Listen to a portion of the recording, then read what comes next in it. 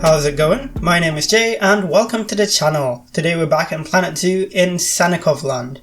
If you're new to the channel, please do hit the subscribe button if you enjoy this sort of content, and of course like the video if you do enjoy what we're doing today.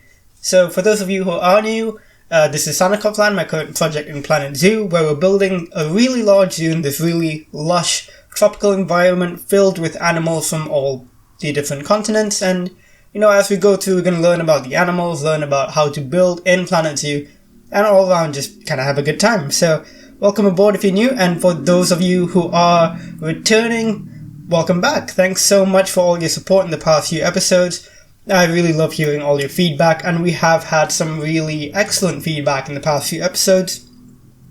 One of the most common of which was you guys requesting that I talk a little bit more about my build style and kind of walk you through my thought process as to how I do my actual builds in the game. So I'm going to start doing that a little bit more. Maybe not so much in this episode, but in the episodes that come up, I will try and talk a little bit more about how I build and how I end up creating the things that you do see on screen. Now for today, we are going to be building a Bengal tiger habitat. Now this is an animal I've seen a few of you request, so here it is. It is definitely the largest habitat that we've built so far in Sannikovland, and it's kind of a mixed bag for me. I'm happy with the habitat, but there are quite a few things which I'm not 100% satisfied with, and as we go along I think I'll kind of explain why, and we're going to kind of just walk through how I thought about this habitat, how it came to be, and how I ended up, building it. Well, just how I ended up building it. And then once I've spoken about all that, we'll go into the species profile for today, but that'll be probably at about the 10-minute mark or so. So if you want to see the species profile, it will be in the video just a bit later on. So without further ado, let's get into it. So for this habitat, of course, we are building off the pre-existing habitats that are in the South Asia section or the India section, the last of which was the gharial habitat. So what I wanted to do was, clearly at the end of the gharial habitat there was a space where a waterfall was going to come into that habitat, so I had to build on an elevation at that level.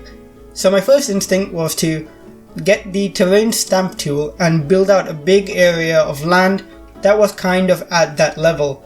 Following that, I essentially started digging out the area where I thought the water would naturally go. So the river that would lead into the gharial habitat, I built that out, and I just kind of went with what felt right. Essentially, there wasn't really a very distinct technical process to it. I just kind of thought, okay, this seems right for how a river would flow here, especially because it is meant to be an artificial river that is coming from an artificial water source. So I thought, okay, I didn't have to follow the rules of geography the way I would if it was a natural water feature, but because it wasn't, I just kind of thought, okay, this is what would look best, this is kind of how to give the most enrichment for the animals. So I made this big curved river, and I wanted an underwater viewing area as well because tigers do love to swim.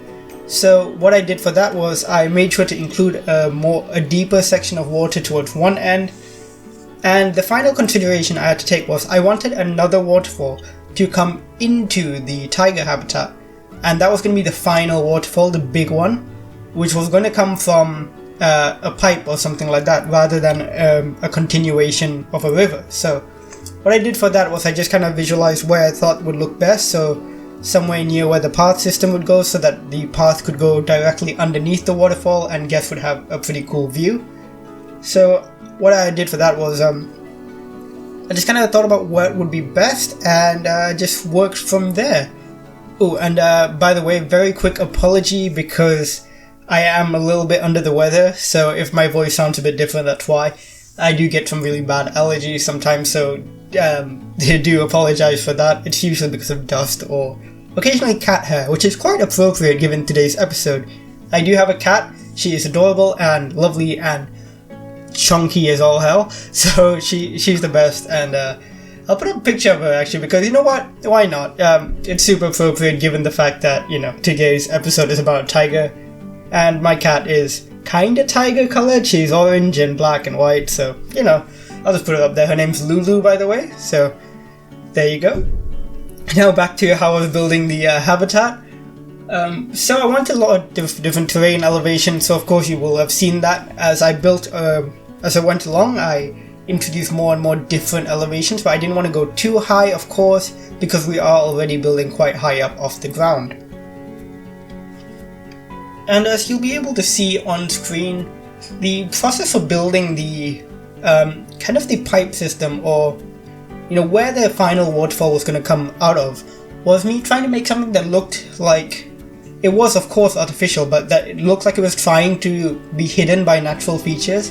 Don't really know how to explain this, but essentially a few places that I've been, a few different zoos, in fact my local bird park, Kuala Lumpur Bird Park in Malaysia, actually maybe not that. Oh no, it is that, yeah, Kuala Lumpur Bird Park. There is essentially one of these things where it's a waterfall that goes in front of a path, so you can walk through the path and the waterfall will fall right in front of you, and you look through it into an animal's habitat. I believe for that it was like a pelican habitat or something, and I just thought it'd be a cool feature to add here. And this is actually going to continue into the next animal's habitat, so it's kind of going to be a double-sided waterfall, so it's going to be a very interesting feature, I think. Obviously not natural at all, but made to kind of enhance your experience while within the habitats. Just kind of bring in more humidity, more kind of wetness, so you feel like you're really inside the rainforest, which you kind of are. I mean, this zoo is being built within a rainforest, so I think it did work out towards the end, especially when you do see the final waterfall. I think it looks really nice. Right now it does look a bit weird. In fact, this whole habitat took a long time to come together. There was a lot of me kind of working on things between episodes, and because of that I do apologize, because the time lapse is a bit messier than usual, because I did spend a lot of time between episodes kind of thinking about what I was going to do, how I was going to do things, where I wanted different elements of things. And even after all that, I'm still not 100% satisfied. So as you go along, please do think about what do you think I could have improved? Is there anything in this habitat you would have done differently? And please do let me know, because like I said, I'm more than open to feedback, and this stuff will really, really help me in the future as we go along and continue building in Sannikovland. Now, one more thing I wanted, again, like I said, is an underwater viewing area, and you're going to see me build that here. One of the interesting things I did as well is to have, I've actually done this in a few of the other areas we have. Everywhere we've had an underwater viewing area, I included kind of a second layer to it, where you have an overwater viewing area, so to speak. And I think that really enhances the build. You saw me do this with the gharials, with the tapirs and all that. Speaking of those animals, by the way, stick around to the end for today's episode, because right at the end we have a bunch of cinematic shots of all the babies that we've had in the park, because ever since I started we've had so many baby animals and they are adorable. We have baby gharials now, we have baby jaguars, baby tapirs, well, just the one baby tapir actually. We've had a lot of baby gharials, like 10 I think. Like, I know I only introduced them in the last episode, but since then they've bred like crazy. We also have, who else do we have? We have the baby tapir, of course. We have loads of baby capuchins. Just in general, we have the baby jaguar, of course. There's loads of animals. Anyway, sorry, back to what we're building on screen.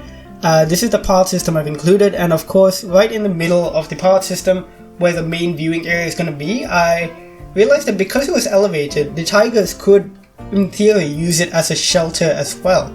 And because they could use it as a shelter, I introduced a glass pane to the bottom of the viewing area on the floor, so that if guests wanted to, they could actually look right down into it and see like tigers sleeping or resting in the shelter. So I thought that was a really interesting kind of look at how these animals would behave. So you also see me here building the kind of the enclosed part of the viewing area. So everywhere that you see the path, most of it is going to be enclosed, because of course this is a tiger habitat and tigers are great at jumping and climbing. So you want guests to feel relatively safe and quite enclosed. So that's what I ended up doing for the majority of the pathing system, as well as the main viewing area. So it's mostly enclosed except for where the elevation seems high enough that a tiger wouldn't be able to jump it. Anyways, another thing I wanted to focus on in this episode was to try and do a bit more in terms of realism, but I'm not sure if I succeeded, because one of the things I wanted to look at, of course, was to make a staff area where the tigers and the keepers could be somewhat separate, and the keepers could, of course, just close off certain areas if they need to get into the habitat to clean it. I think I kind of succeeded, I'm not sure. Like I said, this particular episode was a bit of a struggle for me, so I'm more than open to feedback today. Just as we go through, have a look, see what you think you could have done differently, or what do you think I should have done differently, so please do let me know. But yeah, aside from the build itself, how's about we talk about the animals? Just one more thing before we get into that actually, because on screen you'll see in a second, I did end up using a few more conventional fences, just the corrugated metal ones, aside from the rock fencing as well that we do, because one of the tricky things was, because I'm building on kind of a plateau and it's kind of elevated from the rest of the park, it is a bit trickier to introduce barriers for the animals, so I used a mixture of the corrugated metal fencing and of course the rocks as well. The rocks I think look quite nice, and because I use a lot of foliage to cover up the fencing, it doesn't look too bad as well. But yeah, anyways, let us get onto the species profile of the day. So we are going to be talking about the Bengal tiger, of course, which is kind of awesome. It is just flat out one of the coolest animals we're going to talk about. So scientific name is Panthera tigris, so same genus as lions, leopards, all that, so all of them are within the Panthera genus. As far as the IUCN goes, these guys are unfortunately endangered, and really sadly, unfortunately, their population is going down quite drastically. Tiger conservation has been it has been an uphill battle, unfortunately. In fact, in the past few months, I've been researching a lot about it, because if you've been on the channel long enough, you might know that I was interning with a wildlife documentary production company, and we were looking into making a film about tigers, so I went ahead and visited a few tiger conservation centres and things like that. Within my own country, of course, that was for the Malayan tiger, but tigers all over the world in different regions are all under severe threat, which is really quite sad. But with the efforts of people out there are populations which are still being protected. They're trying their best, so always support causes that are working towards protection of tigers. Any causes that are against, for example, poaching, against farming of tigers for medicine and stuff like that, which are all really awful, of course. So definitely support causes like that. As far as size goes, these guys are, of course, some of the largest big cats in the world. They can get up to 325 kilograms and about 3 meters long as far as the larger males are concerned. They live in rainforests, dry forests, deciduous forests, and grassland environments. They do stretch across quite a vast area. In fact, individual tigers have huge territories that they need to keep, which is why it can be very difficult to keep them in captivity. Individual tigers, because they're apex predators in the environment and because they're solitary animals, they need huge ranges, sometimes up to like square kilometers. So it's very, very key that we protect these tigers in their natural habitat, because captivity can only offer them so much. They need an incredible amount of space, which is really, really hard to replicate in zoos. As far as their lifespan goes, these guys don't live particularly long. 8 to 10 years is kind of the average, though there have been recorded individuals who have aged much longer than that, of course. That's kind of the same for most cats. In fact, right from big cats to domestic cats, all of them kind of have a similar lifespan range, which is very interesting, I think. The diet comprises of large mammals. Of course, they do have lots of different mammals to choose from in their habitats in the wild. They have things like sambar deer, which are quite prolific throughout India and just throughout South Asia. You have gaur, which are these really large cattle. Occasionally you'll see them try and attack injured rhinos and stuff like that. but very rarely do they take on the heavier, bigger mammals like Indian elephants. In fact, I don't think there has been a recorded attack on an Indian elephant, but there have been records of rhinos being taken down by tigers. So they are very formidable predators, and of course you probably have heard the legends of man-eater tigers. Those situations are remarkably rare, and that usually happens when a tiger is either really sick or malnourished and it has no other option but to go after humans. So very, very rare situation, and it's rarely ever by choice. It's usually a tiger that's been backed into a corner and has no other kind of a way to fend for itself. So people end up being on the list of large mammals that it wants to take down. So unfortunately, those situations have happened in the past. Very rare. And like, if you know me and you've heard some of my previous conversations on the topic, I'm tremendously against demonizing animals for human fatalities, because it's never an animal being like, yo, I'm gonna kill a person today. It's just, I need food. This happens to be the only food available to me. If I don't eat, I will die. So it's very rarely ever, it's never malicious. So it's definitely not something I ever advocate, the demonization of animals for human fatalities. Moving on from that, let's talk a little bit about some really cool facts about the Bengal tiger. First off, they've got the longest teeth of all cats. Their canines go up to 10 centimeters long, which is insane. That is scary. They've got very stout teeth as well. These are very strong teeth attached to very, very strong jaw muscles, so you do not want to be in between those. And speaking of in between those teeth, tigers can eat up to 40 kilograms of meat in a single sitting. That is 2/3 my body weight. So a tiger could eat 2/3 of me in a single sitting, which is impressive. Like, pretty cool. And of course, when it comes to the prey animals, so for example, sambar deer go up to about that much, maybe a bit heavier as well. So, and for like family groups, a female tiger would bring back a fully grown animal and share it with, of course, her cubs, and that way all of them will get enough food. Like I mentioned earlier, this is one of the largest big cat species in the world, only outclassed by the Siberian tiger, and even that is debated somewhat, because the Bengal tiger might actually outweigh certain Siberian tiger specimens, so they could be the largest as well.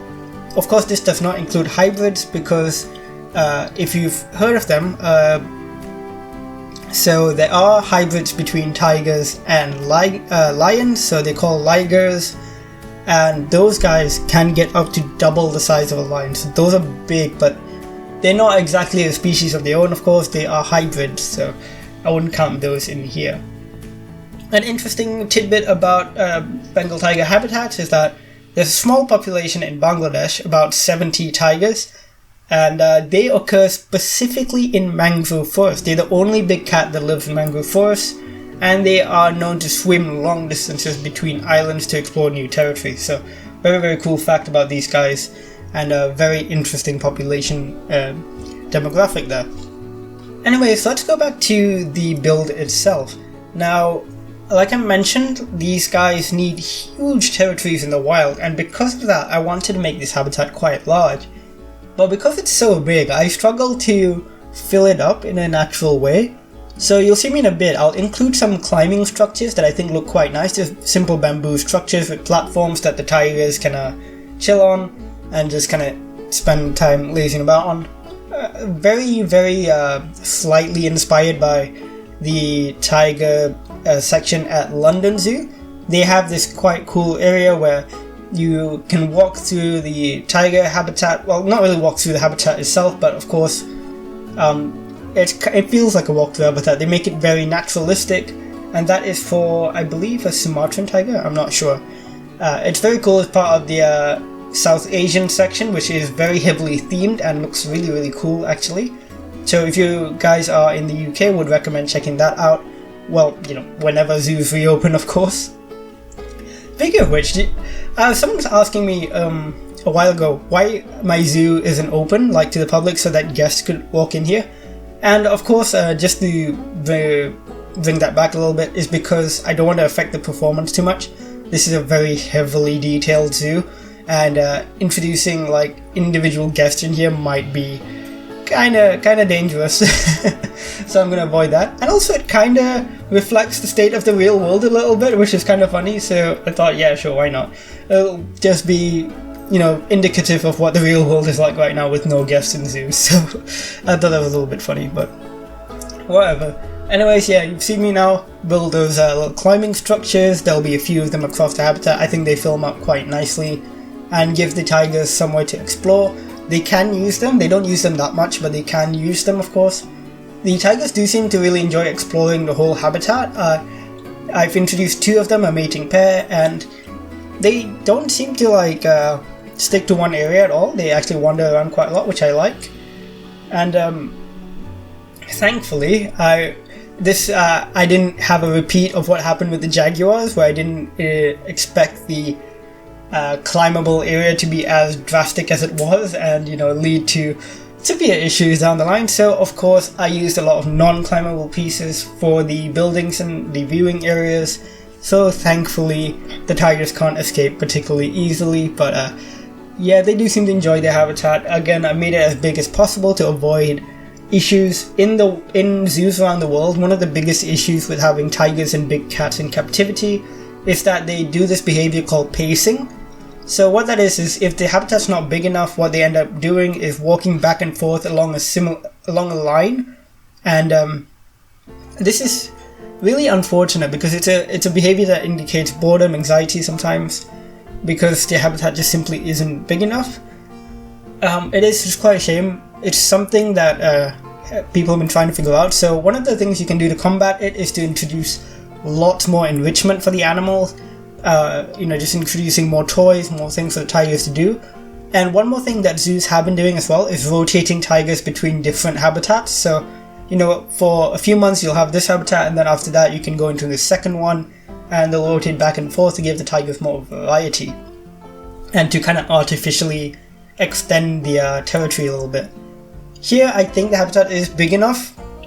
Obviously this is much larger than I think this is probably a bit bigger than what zoos would usually go for, which I think isn't a bad thing. It's maybe a bit, you know, a bit out of the realm of realism, which I don't mind too much, of course.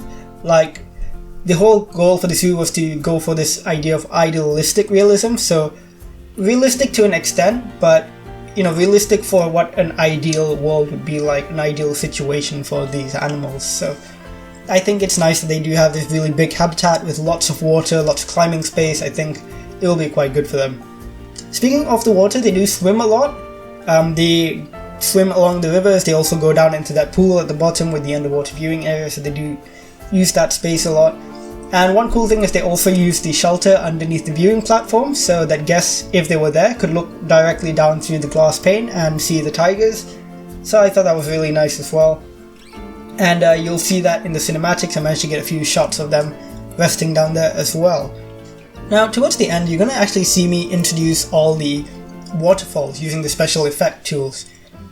This is quite fun because it really brings the habitat to life a little bit, and really gives this whole area a feeling of motion, a feeling of like nothing here is stagnant, everything is moving, the water is flowing.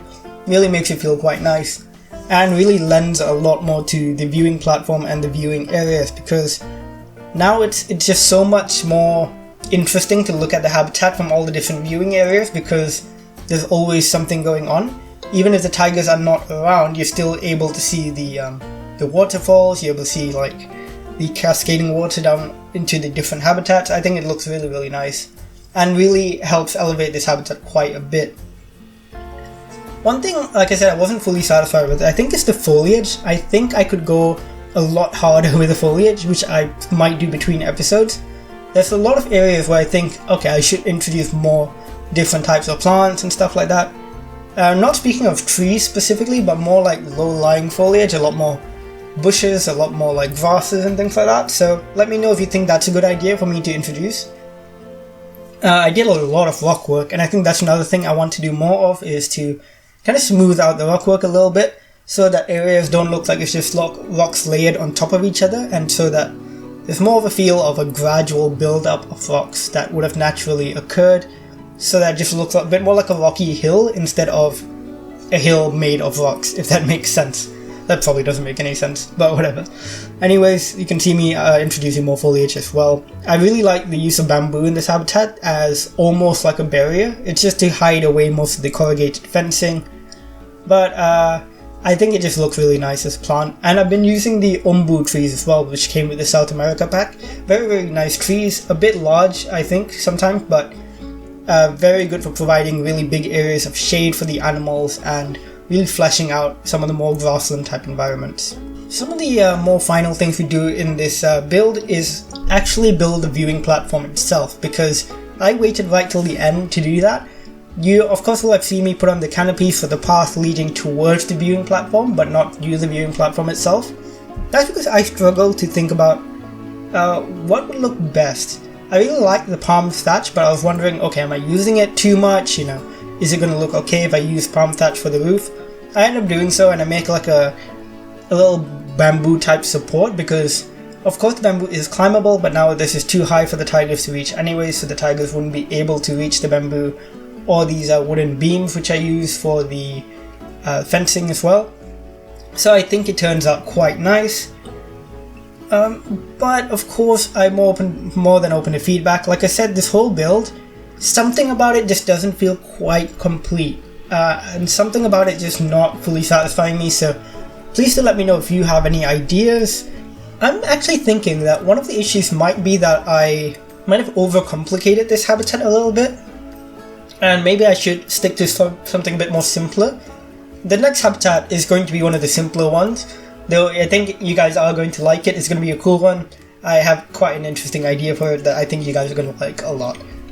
Now, after I finish up the main viewing platform, the only other thing I think I do here is I build up the canopy for the underwater viewing area and the subsequent overwater underwater viewing area. So I just build up a very similar canopy to what we've already done for some of the other habitats, like the Gharial one we did in the previous habitat had a very similar canopy, so very, very similar to that. So you might or might not actually see that in the time lapse. I might cut that out actually, because this time lapse is a little bit longer than usual, and it's something you've already seen me do like multiple times in previous habitats. So in either way, you know, you will have known what I did basically. Anyways, that's about it for me today. I'm gonna try and keep the voiceover short because I have been sneezing constantly, and every time I sneeze I gotta stop the recording, cut it out, and you might be already be able to tell that my voice is super nasally today and I'm a little bit out of it, so I really do apologize for that.